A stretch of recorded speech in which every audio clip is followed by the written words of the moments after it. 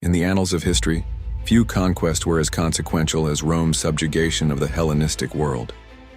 It was a clash of civilizations, the pragmatic martial discipline of the rising republic against the brilliant, fractured legacy of Alexander the Great. Our story begins not with one man, but with the twilight of an era. The Greek city-states, once beacons of culture and power, now stood divided, ripe for conquest. The first major challenge to Roman expansion came from Macedon, the heartland of Alexander's empire. Its final king, Perseus, stood as the last bulwark of the old order. He mustered his armies, clinging to the glorious tactics of his forefathers. At the Battle of Pydna in 168 BC, the formidable Macedonian phalanx met the flexible Roman legion. It was a clash of eras. The legions outmaneuvered the rigid phalanx, shattering the illusion of Macedonian invincibility. Perseus was captured, paraded through the streets of Rome in chains, a symbol of a fallen kingdom. Greece was now under the Roman heel. But the Greek spirit was not so easily extinguished. Decades of simmering resentment festered under Roman rule. It would find a new, formidable champion in the east, Mithridates VI, king of Pontus.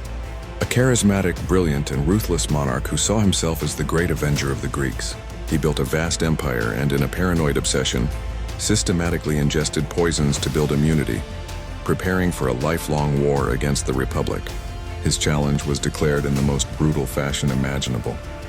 In 88 BC, on a single horrific day known as the Asiatic Vespers, tens of thousands of Roman and Italian settlers across Anatolia were massacred on his orders. It was an act of genocide that shook Rome to its core.